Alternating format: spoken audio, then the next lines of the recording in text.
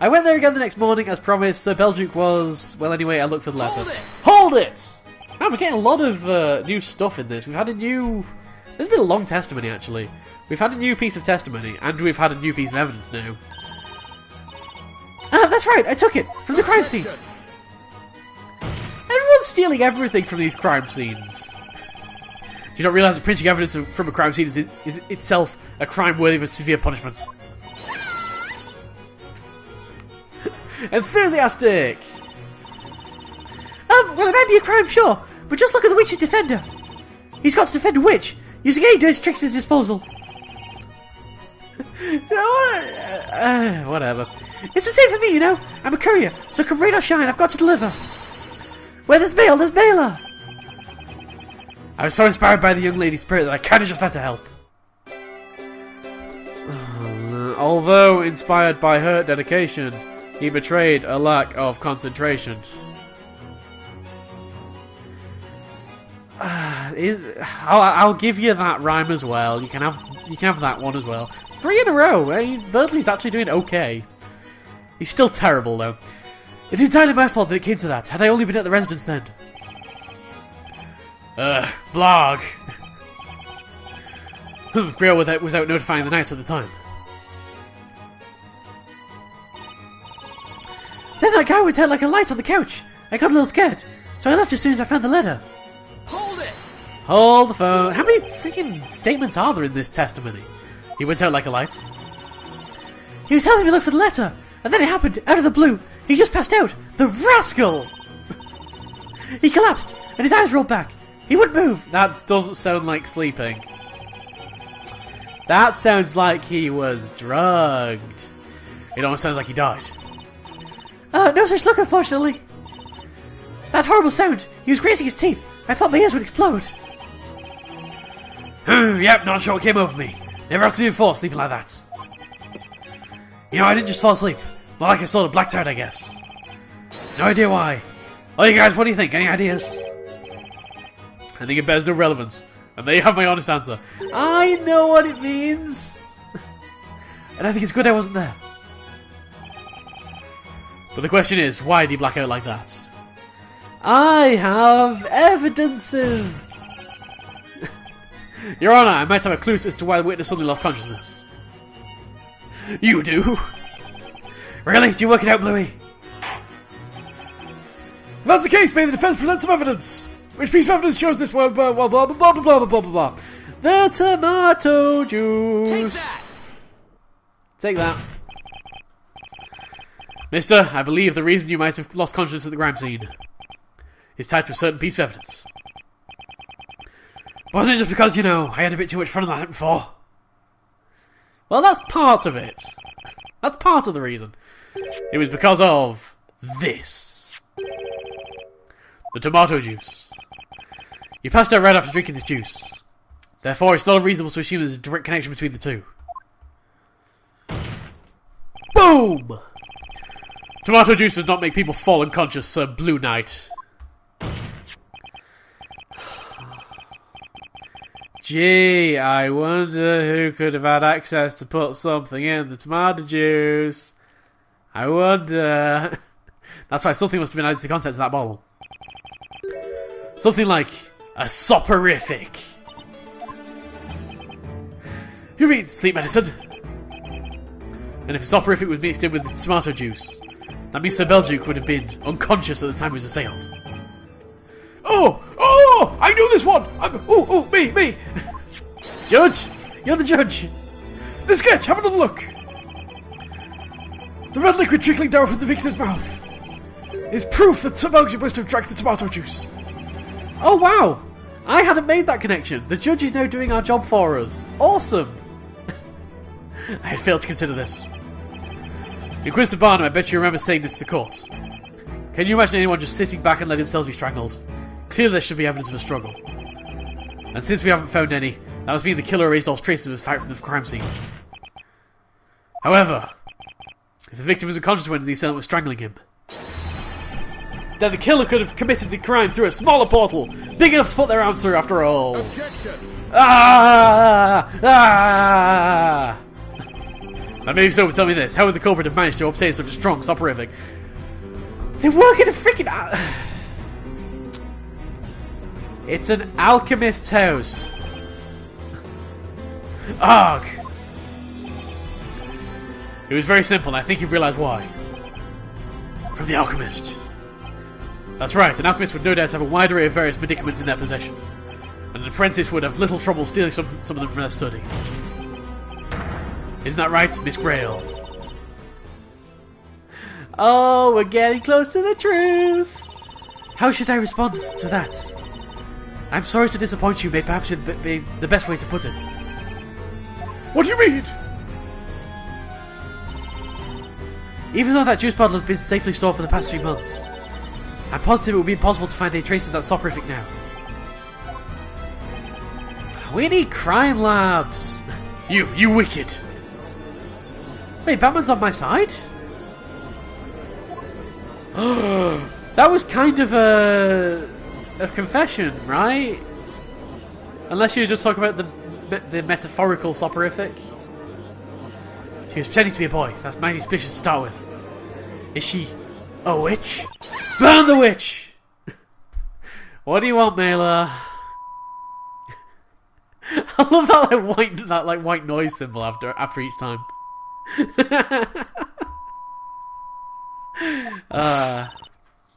Mela, I've grown to quite like you. Hold on, everyone! The butler couldn't have done that to Belduke. She would never ever do it. And why is that? Please, let us testify just one more time. Miss Grail, let's tell them. Let's prove they're wrong. They have no idea how much you've done for Sir Belduke. Miss Mela. And then Miss Grail and Miss Mela fell in love. Very well, I shall grant your request. Testify about the relationship between Miss Grail and Sir Belduke. Oh, the judge has woken up again. You, testify! Testify now! So I guess that's the end of that testimony? Alright, then we're moving on to another testimony. Testimony number 4, I want to say? The Alchemist and his Butler. Master took me in, a complete stranger. I'll forever be indebted to him. That's why I could never make an attempt on his life, through magic or otherwise.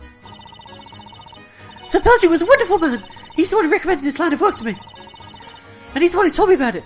The confidentiality obligation, I mean. I've never once broken it. Okay, it's kind of short testimony, only 4 lines, so let's just press everything and hope for the best. There is no way going into a testimony you can work out anything about which line you have to press to actually get information. It's true that Sir Belduke evoked fear due to his being an alchemist. However, he was also a man of admirable character who supported the townsfolk through his research. Why would anyone want to kill such a man? This question keeps haunting me, however much I think about it. Witches need no reason behind their evil. This is what makes them witches. Okay. Now the defense may begin its interrogation. Cross-examination. The Alchemist is Butler. So, Master took me in, a complete stranger. I will forever be indebted to him. Hold it! And so you decided to kill him? Is that it? Huh? Is that what you did? Dang it, confess already. How long has it been since you started serving Sir Belduke? I suppose it will be 5 years now. Before that I'd lost everything. I had nothing and nobody left in this world. And now the sob story starts. You lost everything? That's where Master Belduke helped me. He kindly took me in and gave me work. What did she go through before she started working for Belduke? Later, when I was helping Master with his research, he even taught me how to read and write. I was able to live comfortably for so long, all because of Master. I don't know much about Grail. But she doesn't seem the type to kill someone because she owes so much to. Everyone in this town knows how you've served Sir Belduke. Now you may continue your testimony. That didn't seem to go anywhere. That's why I could never make an attempt on his life through magic or otherwise. You claim you had no reason to kill Sir Belduke. Yes, you can ask whoever you wish, and I'm sure they will say the same. That is so. It is widely known that Jean Grail was devoted to serving Sir Belduke. It's difficult to imagine that she could brutally murder her respected master. Okay, suddenly everyone's turned on us again. This is more up and down than usual. I visited Sir Belduke on several occasions to inquire about this piece of evidence or that, and I must say I felt there was a strong bond of trust between him and Miss Grail. Do you still think you can come up with a motive? I thought you said motives don't matter! Those were like your exact words. Because witches, oh, you can't understand them. Oh, but it's fine when it works in your favour and not mine, isn't it? Yeah, okay. Yeah, Maya can't think straight, but Grail? Oh no, Grail's a saint. Jean Grail's motive for murder. Grail risked a lot to conjure up a small portal in the wall. And then she killed Belduke. And what motive did she have? Suggest a motive for murder, suggest another motive, leave it for now. Wait, suggest a motive for murder or suggest another motive? How are they different?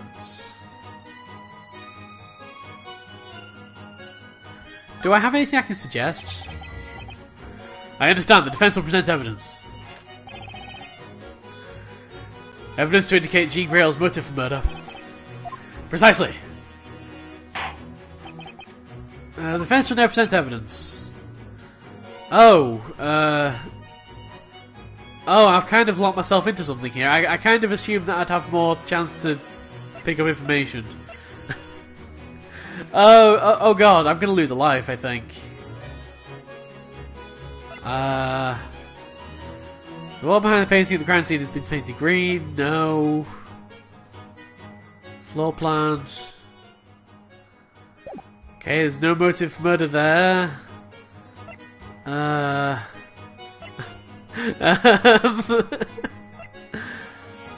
Three sketches of the crime scene, smart use bottle.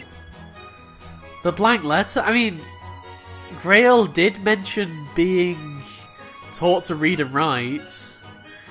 I don't get... I think I've lost a life. Yeah, that's the evidence. Now trembling awe at the power of my reasoning. Oh, we've lost Picarat. No. Can you repeat that last bit? I'm afraid I misheard. Even I have never used a catch-penny line like that.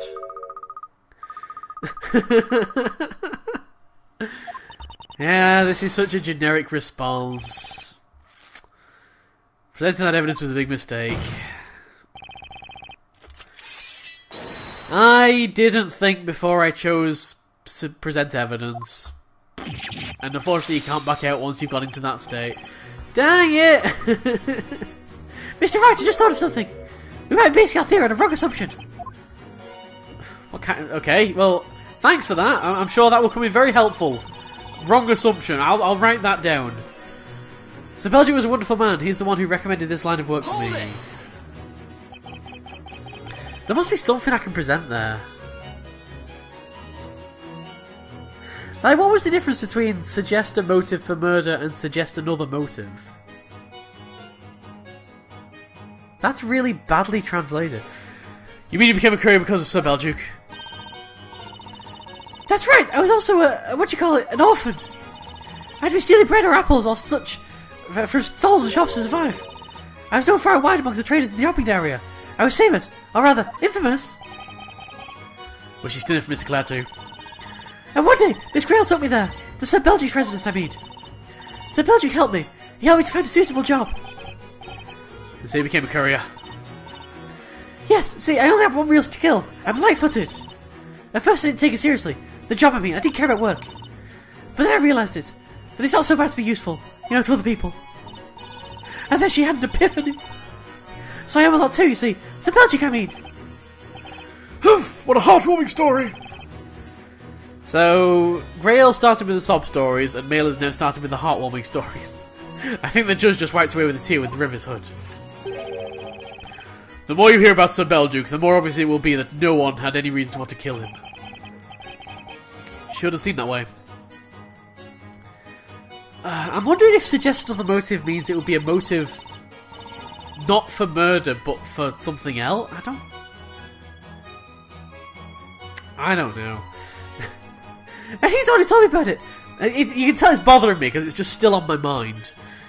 Yeah, he's the one who's talking about the confidentiality obligation. I mean, I've never once broken it. The confidentiality obligation is a rule held on couriers, is that right? Yes, a courier must not disclose the contents of the letter, nor the names or addresses of its sender or recipient. But I'll tell you confidentially that I love gossiping, bad-mouthing people, especially. So I wasn't confident I could keep it. The confidentiality obligation, I mean. I was tempted to talk about this and that. To think that Belgique trusted her. Phoenix, you're so mean. But then Sir Belgique told me. He told me this. Think about how you'd feel in that person's place. And that got me thinking. I really like to gossip. But when it comes to being gossiped about... people's messages are their secrets. And secrets must be kept. Indeed, no one want their letters becoming known. She's solely determined when it comes to confidentiality. That's why she doesn't want to disclose the addressee of Belgique's letter. I'm not going to get out of her. I promised to Belgique, and I'm going to keep it, no matter what. The promise, I mean. It's something I can pride myself on, right? Yeah, keeping secrets from the court. End of the road for testimony. Everyone knows that Miss Grail respected Sir Belgique. That's why it seems inconceivable she could be the killer. She doesn't have any motive! But that crime did take place. At this point, what we'll probably need to do is look at this case from a different angle, change of perspective, so to speak. We just need to look at it from another angle, I wonder. I feel we're getting close to the truth here. Now we just need to follow it through. That's an attorney's duty.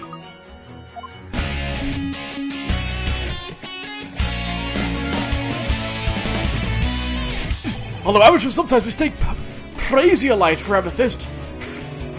Who'd do that? Amateurs.